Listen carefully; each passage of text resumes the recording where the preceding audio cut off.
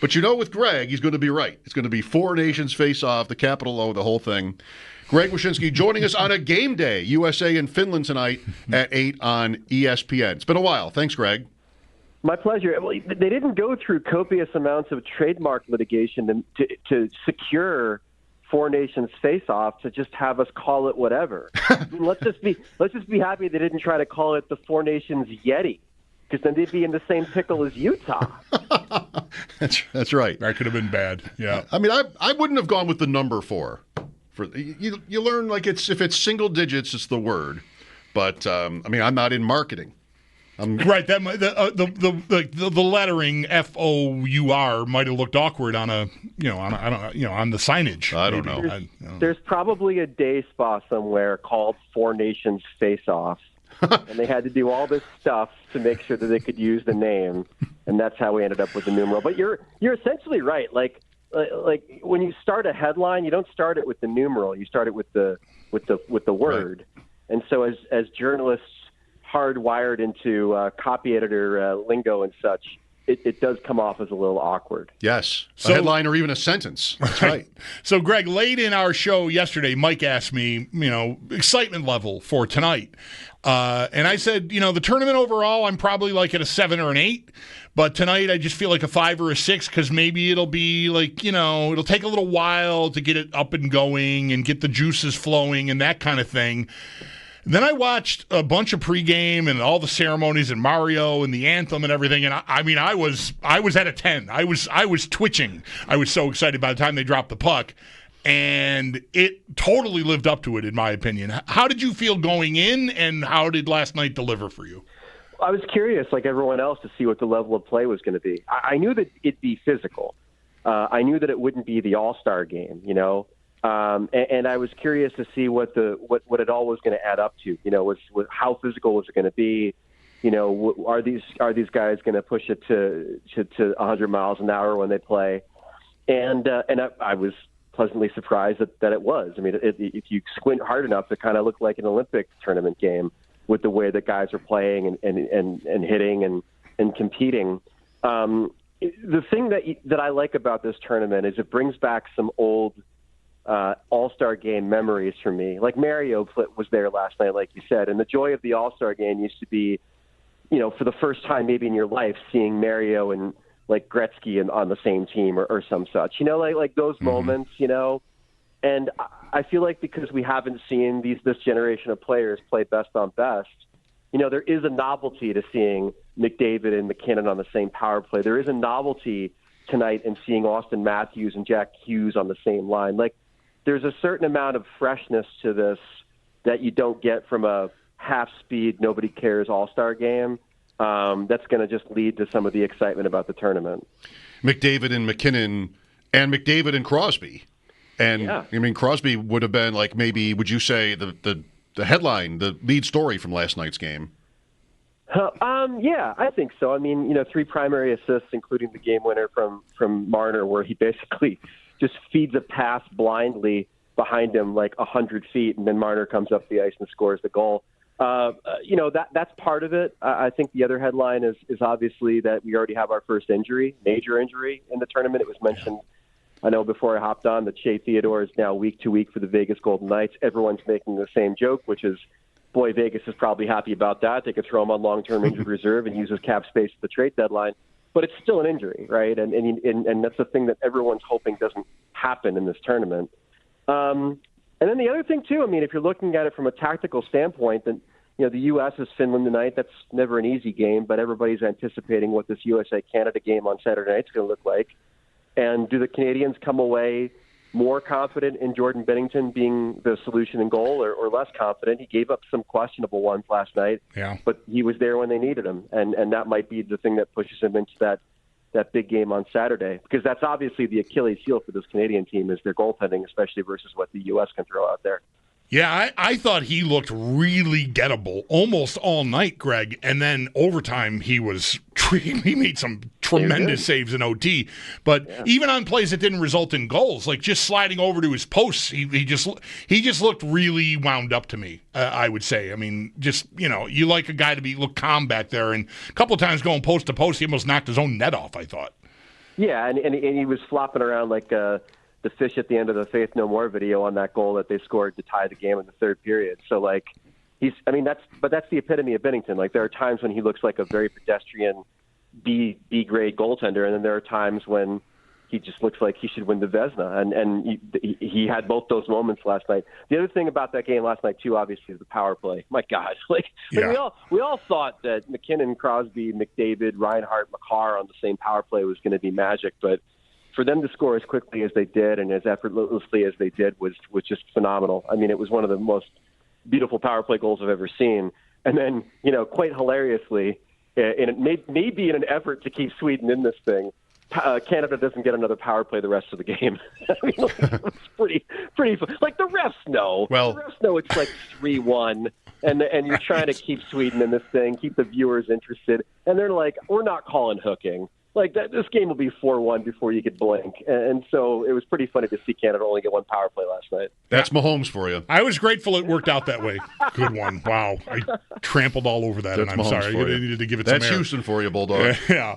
Well, we talked a little bit about this already earlier in our show today, Greg. The fact that Crosby has been at the level he's been at really since the minute he showed up and was living in Mario's basement as a rookie, and is all these years into his career and still is on the ice with the best guys in the league currently, really is a testament to him. The fact that McKinnon is playing wing on his line and it's not the other way around. Like you get a guy at this stage of his career, you're like, yeah, I'm glad they still want me around. I'll play wherever, and not only he's the captain and McKinnon's like, fine, I'll play the wing. I just want to play with Sid.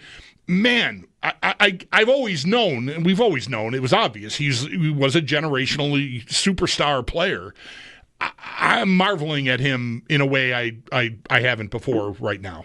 Yeah, he's the most complete player of my generation. I mean, there's arguments who's the GOAT and whatever with Mario and Gretzky and others, but I mean, like Sid's so good at everything, and he's made himself better at the things that he was not good at when he was younger. He matured away from being the guy that used to whine to the refs all the time, and he's got this level of compete in him that's just unmatched. I mean, he's already this morning, like him and McKinnon were the first ones on the ice this morning at practice after being the last ones to do media last night. I mean, it's just that mentality. And again, like he wears the captaincy for a reason. It's because he's a tone setter, and the way that he plays is kind of the way that everyone else needs to play and needs to compete. And that's why I thought it was funny that people were like, oh, what's the quality of play going to be here? And I'm like, do you actually think Sidney Crosby could put on the Maple Leaf and not, go all out to try to win these games? Like he clearly was. I do think it's funny though, like there's always this talk about McKinnon and Crosby ending up together in Colorado. And I think the thing that people miss is that wherever Sidney Crosby goes after Pittsburgh, if he does leave Pittsburgh, it then becomes Sid's team. Like people are always like, oh, that's great. Like McKinnon will have someone to play behind him. I'm like, no, sir. Right. Sidney Crosby will be the first line center, and then McKinnon can decide whether he'll play behind Sid or play on Sid's wing. And maybe we got a preview of that at some point last night with the way that line went. How realistic a possibility do you think that is sitting here right now today? I don't think that Sid leaves Pittsburgh as long as Malkin's there. That's the one thing I know. I think that Sid and him are tight as anything. I think, the reason that he fought to re-sign Malkin and have him be there, I think as long as Gino's on the Penguins, Sid will be on the Penguins. And then if you talk to people that are around him, and I know Sid, but I don't have the kind of relationship to know this inherently, but I know people that know him pretty well. I think if he ever left Pittsburgh, there's probably only one place he goes, and that's Montreal. Like everyone kind of says the same thing. That might be echo chamber stuff. I don't know. But everyone you talk to is like, if he's not a Penguin, where do you think he goes? And it's not Denver, and it's not LA, and it's not the Rangers. It's Montreal. And you saw it before the game last night and during the game last night. The absolute adoration of that crowd towards Crosby, you could feel it, and I'm sure he felt it too. And so that's kind of how I've always seen it playing out. I still think if I were a betting man, I'd say he probably retires a Penguin. But if he ever left, I think it would just be from Montreal. You say, like, if he goes to another team, it becomes his team. Would you think that would go better than, like, with Aaron Rodgers? You think? Oh, yeah. Sorry. I do think that. That's why I started with the compliment. I thought maybe I was all set for the day. I do. I imagine that when Sid goes to another team, like he won't be one hit away from missing the season. So that's probably good. He'll still be in pretty good shape. You didn't mention Buffalo as a possibility either, by the way. Well, I didn't. I also think that when Sid goes to another team, it won't be because Mike Sullivan, the Penguins coach, won't allow him on the Pat McAfee show. I think that'll probably be another thing that won't happen either. Right. From day one, he embodied all it meant to be a New York Jet, Greg, from Woody Johnson today. I mean, in a world of flowery BS quotes from ownership or managers to players, I mean, that takes the cake. I think it's a joke. I think he had a bet with someone. I can't even believe he said that. That's completely accurate. And I'll say this as a Jets fan. Let's see. He was physically broken. He was mentally addled. He killed his coach, and he played his best football after the team had been eliminated. If that's not the epitome of the New York Jets. There it is. Right. All right. Sidebar over. The U.S. team, Greg, they go tonight against Finland. I think, some circles, the betting favorite. I mean, on paper, they in Canada obviously look stacked. Nothing against Sweden and Finland. But Finland's in tough with these defenseman injuries they've suffered, in advance of the tournament. How stacked, how excited should we be for this U.S. team getting on the ice tonight? Very much. I'm excited to see what they look like. If they somehow don't pull 3 points out of this game, then that's trouble because Finland is not good. And Finland is thin already up front. As you mentioned, the defense injuries. It's not just injuries. It's Miro Heiskanen, their number one D-man, is not playing in this tournament. They're missing two other guys, including Ristolainen. There's nobody on the blue line right now that plays top pairing minutes in the league. For them. So the U.S. should be able to kind of do what they want in the offensive zone. And so I'm curious to see, one, how the scoring lines click chemistry-wise. We've got Gensel, Matthews, and Hughes. We've got Eichel up with Matthew Tkachuk and Kyle Connor. And more importantly, I'm interested to see what the bottom six does in their roles. That's going to be the thing that determines whether we beat Canada or lose to Canada, is the ability of your Dylan Larkins, your Brady Kachucks, your guys like that to understand what their roles on this team are, because they're usually, top line guys on their own teams. And if they can figure that out and play those roles effectively, say against Finland's top players like Barkov and Rantanen and Aho, then we've got something cooking. So I want to see some proof of concept tonight, along with a regulation win to grab those 3 points. Is it the least bit controversial, Greg, that Tage Thompson isn't on the team? It's controversial in the sense that they made a philosophical choice to have Chris Kreider, Brock Nelson, Vincent Trocheck on this roster because they wanted a certain type of player, a veteran, quote-unquote, 200-foot player, rather than having guys on the roster that maybe aren't known as those types of players. And they weren't willing to see if they could beat them, if that makes sense. Like Cole Caulfield is not known for his defense, and Tage is not known for his defense, and neither is Clayton Keller. Yet all three of those guys are some of the best hockey players in the world, and certainly could be impactful players for them in 2026. But instead, they kind of went with guys that they could count on, guys that are more known quantities in those roles. And I don't know if that's tipping their hand to what they're going to do in Italy in the Olympics or not. But it certainly will be a philosophy that'll carry over if they have success in this tournament. And if they don't, I mean, that's good news for Tage Thompson, because it means that he'll probably have a harder look for the Olympic team. I like that point. I think it makes sense. I mean, as someone in Buffalo that doesn't have a lot to root for hockey-wise because of the state of our team, which hopefully we'll get to here in a minute. Well, maybe we won't save them that much time. It would have been nice to see Thompson in this tournament, but you just said it a minute ago, like the guys in the bottom six adapting to those roles, like Larkin's going to be killing penalties. I mean, Thompson does some of that here, but right. I think there'd be bigger questions about a guy like him or Caulfield finding their way to a role that might be more checking intensive. And that's what they'd have to do, because who are you taking out of the top six? Right. You're not Kachuk, it needs to be up there. Like Kyle Connor is kind of like the version 1.0 of Cole Caulfield, of the offensive guy that's not exactly stout defensively. Like Tage, due respect to Tage, but he's not replacing Jack Hughes. He's probably not replacing Jake Gensel or or Eichel or Matthews. So it becomes a situation where he'd have to play down the lineup and then be asked to do things that probably don't speak to his strength as a player. I don't think we've spoken this NHL season. Maybe you and Bulldog have, but here with the Sabres, again, there's just not a lot to say. I mean, it's Lindy Ruff comes in. I remember talking to you about that after he was let go in Jersey. We've all had a lot to say about Ruff, but it has not worked. And they're, again, here mid-season, pretty much dead. How surprising is it? Detroit, Ottawa, have made that step this year so far. The Sabres have not. Yeah, I mean, the surprising thing for me is that he wasn't really able, and some of this is goaltending, but he wasn't really able to make them better defensively. Like I thought that he was going to be able to unlock something offensively, and they're above average offensively this year in goals per game. I mean, they're like just outside the top 10.